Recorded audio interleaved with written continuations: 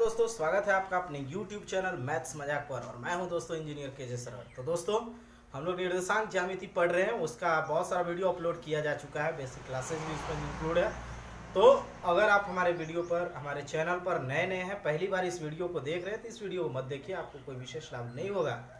सबसे पहले क्या कीजिए, बेसिक क्लास को देखिए, पहले वाले वीडियो को देखिए और वहाँ से देखते आइए तो सारा कुछ समझ में आएगा। और अगर समझ में आए तो मेरे चैनल पर बने रहिएगा, लाइक कीजिएगा, कमेंट कीजिएगा, सब्सक्राइब कीजिएगा। और सब्सक्राइब करने के बाद बेल आइकन को दबाकर नोटिफिकेशन ऑल कर लीजिएगा, ताकि जब भी मैं वीडियो डालूं तो सबसे पहले आपके मोबाइल तक पहुंच जाए। ठीक है, आइए चलते हैं क्वेश्चन को हम लोग करते हैं आज निर्देशांक ज्यामिति में। जहां पहले छोड़े थे उससे आगे चलते हैं, आगे बढ़ते हैं। ठीक है, और एक एक करके हम लोग बहुत सारा क्वेश्चन को सोल्व करेंगे। और निर्देशांक ज्यामिति में जैसा हम निर्देशांक ज्यामिति का इंट्रोडक्शन दिए थे और दूरी सूत्र बताए थे, दूरी निकालने बताए थे दो बिंदुओं के बीच की। उसके बाद हम लोग दूरी सूत्र के बाद, दूरी निकालने के बाद हम लोग आगे जब बढ़े थे तो वहाँ पर हम लोग सेक्शन फार्मूला पढ़े थे। ठीक है, तो सेक्शन फार्मूला के बारे में पढ़ रहे थे और विभाजन सूत्र जिसका हिंदी होता है, और उस विभाजन सूत्र से रिलेटेड आज हम लोग कुछ और क्वेश्चन बनाएंगे। और फिर क्वेश्चन बनाने के बाद आगे बढ़ेंगे और आगे बढ़ने के बाद चैप्टर को फिनिश करेंगे। ठीक है, तो आइए चलते हैं। आज विभाजन सूत्र के ऊपर हम लोग डिस्कस करेंगे। विभाजन सूत्र का इस्तेमाल करके हम लोग क्वेश्चन को बनाने की कोशिश करेंगे। और जैसा मैं कहता हूं कि मेरे वीडियो को शुरू से लास्ट तक देखते जाइएगा, भगा भगा कर मत देखिएगा। भगा भगा कर देखेंगे तो कुछ भी समझ में नहीं आएगा। ठीक है, तो शुरू से लास्ट तक आराम से वीडियो को देखिए, हर कुछ समझ में आएगा। यहाँ पर मैथ्स को केवल और केवल मजाक बनाया जाता है, और आप भी मजाक मजाक में गणित बनाना सीख जाएंगे, मेरा ये दावा है। फिलहाल इस क्वेश्चन को देखते हैं।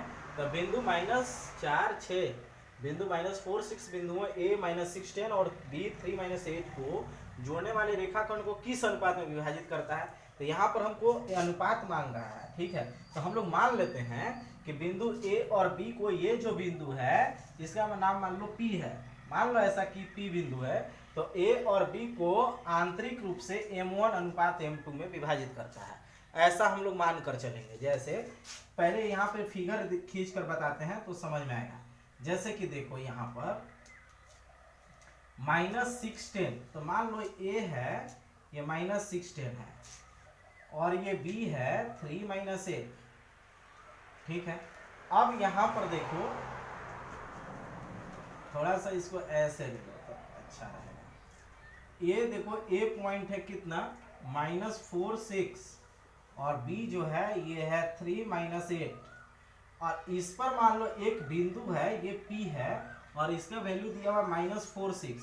इसको मान लेते हैं हम लोग कि M1 अनुपात M2 में विभाजित कर रहा है। ऐसा मान कर चलते हैं कि आंतरिक रूप से इन दोनों बिंदुओं को M1 अनुपात M2 में विभाजित करता है। अब जो है वही M1 M2 का मान हमें ज्ञात करना है कि आखिर वो M1 M2 का मान क्या है, किस अनुपात में विभाजित करता है। ठीक है, तो आइए इसके बारे में हम लोग डिस्कस करते हैं, क्वेश्चन को सोल्व करते हैं। तो कैसे, सिंपल सी बात है, इन दोनों में हम लोग पहले सेक्शन फार्मूला लगाएंगे, मतलब कि इस बिंदु के लिए लगाएंगे, और फिर मतलब क्या करेंगे, जैसे कि A और B है और ये P है, तो देखो जैसे यहाँ पर हम लोग इसको x y लेते थे, तो x और y का वैल्यू दिया हुआ है, इसको मान लो x1 y1 लेंगे तो इसको x2 y2 लेना पड़ेगा। और ये x y लेते थे तो x y मौजूद है, और ये जो हम लोग अनुपात दिया हुआ रहता, पहले क्वेश्चन में हम लोग को अनुपात दिया रहता था, इस क्वेश्चन में हम लोगों को अनुपात ज्ञात करना है। तो यहाँ पर हम लोग देखो, सुविधा के लिए हम लोग लिख सकते हैं कि x1 है, मान लो ये x2 है, ये x1 है, ये y1 है, ये मान लो x2 है और ये y2 है, और ये वाला मान लो x है और ये y है। तो देखो क्वेश्चन को सोल्व करने में आसानी हो जाएगी। कैसे, जैसे कि अगर हम लोग यहाँ पर इसमें लिखें गिवन A -6, 10, B 3 - 8 और P -4, 6, ऐसा मान लेते हैं कि ये दिया हुआ है, तो ये बिंदु केवल है, तो मान लेते हैं कि ये बिंदु P है। ठीक है ना, अब देखो यहाँ पर हम लोग लिखेंगे विभाजन सूत्र से। तो यहाँ पर अगर हम लोग विभाजन सूत्र की बात करेंगे, विभाजन सूत्र से अगर हम लोग सोल्व करने के लिए जाएंगे तो ये कैसे सोल्व होगा। तो यहाँ पर देखो विभाजन सूत्र क्या कहता है, तो हम लोगों को पता है कि x बराबर कह रहा है था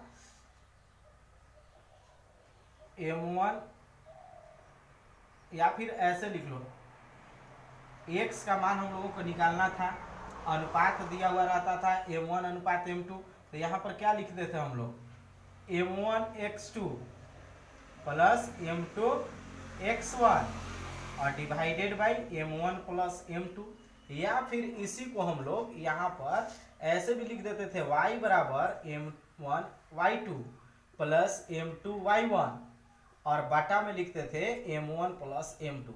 ये देखो ये जो दोनों फॉर्मूला है आप या तो x लेकर चलो या फिर y लेकर चलो, दोनों से आप जाओगे आंसर वहीं पहुंचोगे। ठीक है, जैसे यहाँ पर देखो मैं सोल्व करने की कोशिश कर रहा हूँ। x, तो x का वैल्यू हमें कितना दिया है -4, तो यहाँ पर ले लो -4 इज इक्वल टू m1 तो नहीं दिया हुआ है ना दोस्तों, m1 ले लिए x2, तो x2 का वैल्यू देखो दिया हुआ है 3 प्लस m2 का वैल्यू तो नहीं दिया हुआ है लेकिन x1 का वैल्यू दिया हुआ है -4 और डिवाइडेड बाई क्या हो गया m1 प्लस m2। अब देखो इसको सोल्व करेंगे तो ये देखो m1 प्लस m2 जो है इधर आ जाएगा, तो -4 m1 plus m2 is equal to हो गया, ये देखो 3 इंटू m1, तो 3m1 हो गया प्लस माइनस क्या होता है माइनस, और 4 इंटू m2, तो ये क्या हो गया 4m2। अब देखो इसको मल्टीप्लाई करो, जैसे ही आप मल्टीप्लाई करोगे तो ये हो जाएगा -4m1 -4m2 is equal to 3m1 -4m2। अब देखो जब हम लोग इसको इस तरह से लेंगे तो यहाँ पर देखो इसको लेने के बाद हम लोगों का जो इक्वेशन बन रहा है उसके बारे में हम लोग विचार करेंगे। ठीक है, कैसे कैसे इसको हम लोग सोल्व करेंगे, तो इसको सोल्व करने का तरीका पता ही होगा, है ना। ये यहाँ पर थोड़ा भूल हो गया है, यहाँ पर a पॉइंट जो है ये p-4 है, a जो है -610 है, ये -610 है, भूल बस ऐसे लिखा गया, तो थोड़ा सा लिटिल मिस्टेक है। ये x1 का मान -6 है, ये यहाँ पर -6 है। ठीक है, ये -6, बाकी सब सही है। यहाँ पर क्या था, हम डाटा थोड़ा गलत लिख दिए थे, x1 ये a का वैल्यू -610 था, तो -610 की जगह पे यहाँ पे मैं इसको रिपीटेडली लिख दिया था, कोई बात नहीं। यहाँ पर देखो फार्मूला वही है, x is equal to m1 x2 plus m2 x1 by m1 plus m2। ये देखो x का वैल्यू -4 था, -4 m1 के जगह m1 x2 का वैल्यू 3 था, तो ये 3 हो गया, प्लस के जगह प्लस m2 का वैल्यू नहीं पता है लेकिन x1 का मान -6 है। ठीक है, अब देखो भाई m1 प्लस m2, अभी इस m1 m2 को इधर ले आए और ये होगा 3m1 और ये देखो माइनस प्लस यहाँ माइनस और 6 बन जाए 6। अब देखो यहाँ पर -4 से गुणा किए तो -4m1 और माइनस प्लस माइनस और 4m2 3m1 और यहाँ पे था -6m2। अब आप देखो m1 को एक साइड कर देते हैं और m2 को एक साइड कर देते हैं, तो -4m1 और ये प्लस में है, इधर आकर किस में हो जाएगा -3m1 is equal to -6m2 और ये माइनस में है, उधर जाकर क्या हो जाएगा +m2। कोई दिक्कत यहाँ तक, किसी को कोई प्रॉब्लम तो नहीं है ना समझने में, यहाँ तक तो कोई प्रॉब्लम नहीं होना चाहिए। अब आगे जब हम लोग सोल्व करेंगे तो ये देखो ये माइनस और दोनों m1 है तो एक ही कैटेगरी का है, तो दोनों जुड़ जाएगा, -7m1 हो जाएगा इज इक्वल टू माइनस, ये देखो 6 माइनस में है प्लस में है 4, तो ये दोनों और दोनों m2 है, इसका मतलब है कि एक ही प्रजाति का है, लेकिन एक माइनस में एक प्लस में है, तो इसको हम लोग घटा लेंगे, तो 6 में से 4 घटाएंगे तो 2 बचेगा, लेकिन बड़ा कौन 6 के पहले क्या है माइनस, तो ये माइनस और ये माइनस कट जाएगा।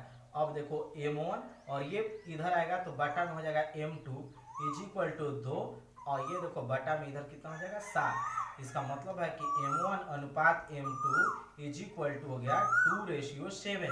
तो ये देखो यहाँ पर हम लोगों का आंसर हो गया। ठीक है, तो ये हम लोग अनुपात निकाल दिए m1 अनुपात m2। तो m1 अनुपात m2 को निकालने का ये तरीका है। अनुपात अगर निकालना हो तो अगर कोई बंदा इसमें फिटिंग करे तो भी आंसर में कोई फर्क नहीं पड़ेगा। जैसे देखो y का वैल्यू कितना है 6, तो ये y का वैल्यू 6 ले दिए।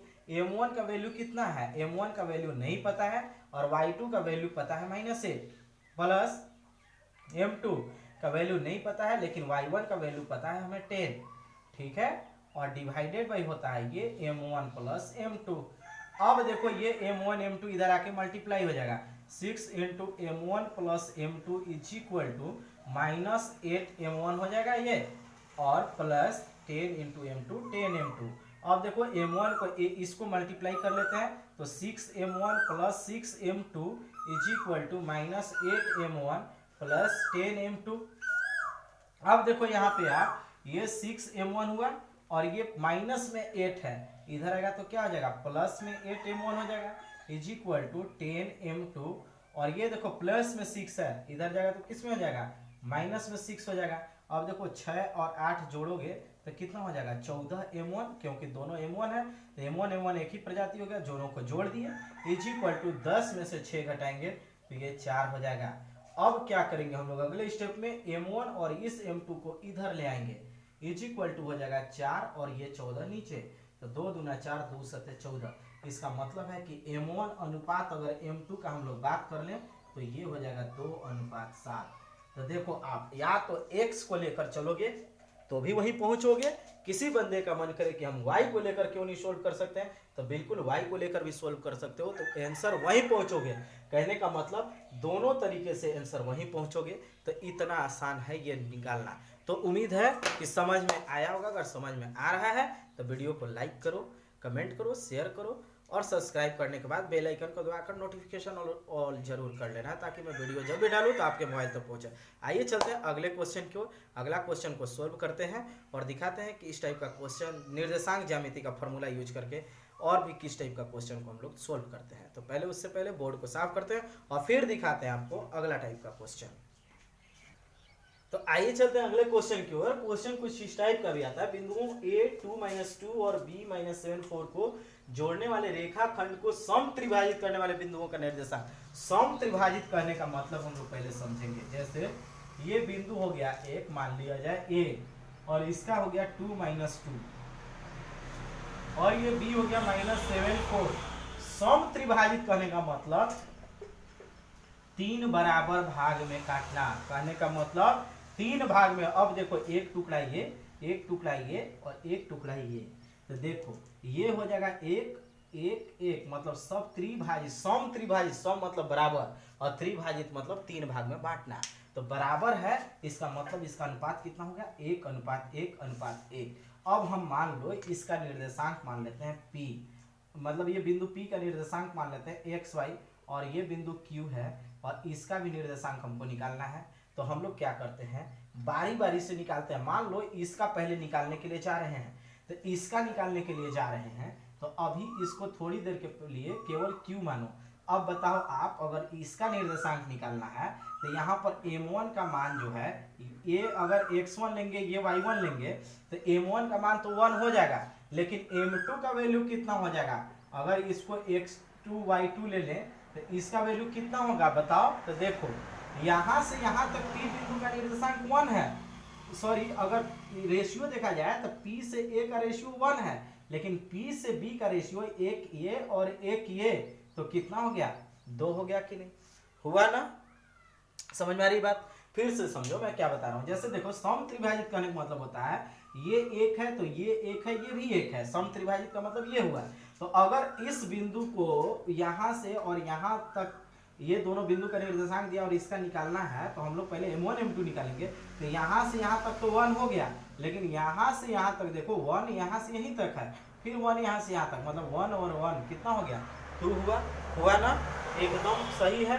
अब देखो तब x का निर्देशांक निकालो। तो यहाँ पर देखो निर्देशांक मतलब विभाजन सूत्र लगाओगे तो x बराबर क्या लिखोगे m2 x1 plus m1 x2 by m1 plus m2। अब देखो यहाँ पर x is equal to m का मान देख लो, m2 का मान देख लो 2 और x1 का मान भी 2 प्लस m1 का मान 1 और x2 का मान -7 और बाई m1 प्लस m2 मतलब 1 प्लस 2। तो x इज इक्वल टू हो गया 4 - 7 बाई 3, 2 दूना 4 और 1 सत्ते 7 हुआ, प्लस माइनस माइनस और 2 और 1 3। तो x बराबर देखो हो गया 4 में से 7 घटाओगे तो -3/3, ये हो गया 1। तो x का वैल्यू कितना हो गया -1। कोई डाउट यहाँ तक किसी को। अब देखो -1 हो गया, तो अब उसी तरह y का वैल्यू निकालोगे इसी तरह अगर हम लोग y का वैल्यू निकालने के लिए जाएंगे ना, तो y बराबर क्या हो जाएगा, ठीक वही m2y1 प्लस m1y2, अब बाटा में हो गया m1 प्लस m2। अब इसको अगर हम लोग सोल्व करेंगे तो y बराबर m2 का वैल्यू 2 और y1 का वैल्यू -2 प्लस m1, तो m1 का वैल्यू है 1 और y2 का वैल्यू है 4 और डिवाइडेड बाई हो गया m1 प्लस m2 मतलब 1 प्लस 3, तो y इज इक्वल टू हो गया प्लस माइनस माइनस और 2 दूना 4, अब प्लस प्लस प्लस और 1 चौका 4, अब बाटा में हो गया 3 और सॉरी ये 3 नहीं है 2 ही है, 2 और 1 3, तो y इज इक्वल टू हो गया 4 में से 4 घटाओगे तो 0/3, मतलब y बराबर हो गया 0। इसका मतलब है p का निर्देशांक जो हो गया -10 हो गया, मतलब इसका निर्देशांक हम लोगों को पता चल गया है कि -10 है। ठीक है, तो एक ठो का निर्देशांक हमको पता चल गया -10। अब हमें क्या करना है, इसका निर्देशांक निकालना है। तो देखो इसका निर्देशांक निकालने के लिए हमारे लिए पास दो तरीके हैं। पहला तरीका क्या, इस बिंदु को भूल जाएंगे तो इसको लेंगे। तो अब देखो m1 अगर इधर वाला m1 ले रहे हो, इधर वाला इसको भूल कर अगर मान लो इसको m1 ले रहे हो और इस बिंदु के लिए, तो ये 1 1 कितना हो जाएगा, m1 का वैल्यू अब 2 हो जाएगा और m2 का मान 1 होगा। क्यों, क्योंकि यहाँ से यहाँ तक। लेकिन हम लोग उतना लफड़ा क्यों करेंगे, हम लोग इसी पॉइंट को भूल जाएंगे और इन दोनों बिंदुओं को लेंगे। तो यहाँ पर देखो 1:1 में काट रहा, मतलब ये समद्विभाजित कर रहा है ना। तो समद्विभाजित वाला सूत्र पता है ना, समद्विभाजित वाला सूत्र क्या होता है, x is equal to x1 plus x2 बटा 2 हो जाता है। इसका मतलब है कि x इज इक्वल टू हो जाएगा x1 का वैल्यू ले लो -1 और x2 का वैल्यू मान लो -7, अब y हो जाएगा 2। इसका मतलब है कि x बराबर हो जाएगा -8/2, तो 2 चौका 8, तो x बराबर हो गया -4 और y का वैल्यू निकालोगे तो सेम उसी तरह y1 प्लस y2/2, मतलब y बराबर हो जाएगा y1 का वैल्यू 0 और y2 का वैल्यू 4/2, मतलब y बराबर हो गया 4/2, तो 2 2 जा 4, तो y इज इक्वल टू 2, मतलब इसका भी निर्देशांक निकल गया -4,2। अगर हम लोग क्या करते, इसको भूलकर इसको लेकर और 2:1 भी लगाते तो भी आंसर वहीं पहुंच जाते हैं। ठीक है, तो उम्मीद है कि समझ में आ रहा होगा। तो आज ये निर्देशांक ज्यामिति यहाँ पर खत्म हो गया है। हम लोग अगले क्लास में मिलेंगे अगले चैप्टर के साथ। फिलहाल निर्देशांक ज्यामिति में बस इतना ही। उम्मीद है कि आपको सारा कुछ समझ में आया होगा। अगर नहीं आया हो तो फिर से वीडियो को देखिए, आराम से समझ में आएगा। और हाँ, अगर समझ में आए तो लाइक शेयर कमेंट और सब्सक्राइब करना ना भूले। सब्सक्राइब करने के बाद बेल आइकन को दबाकर नोटिफिकेशन ऑल कर दीजिए, ताकि जब भी मैं वीडियो डालूँ तो सबसे पहले आपके मोबाइल तक पहुँच जाए। तो मिलते हैं अगले क्लास में। आज के क्लास में बस इतना ही और अगले क्लास से मिलने तक धन्यवाद।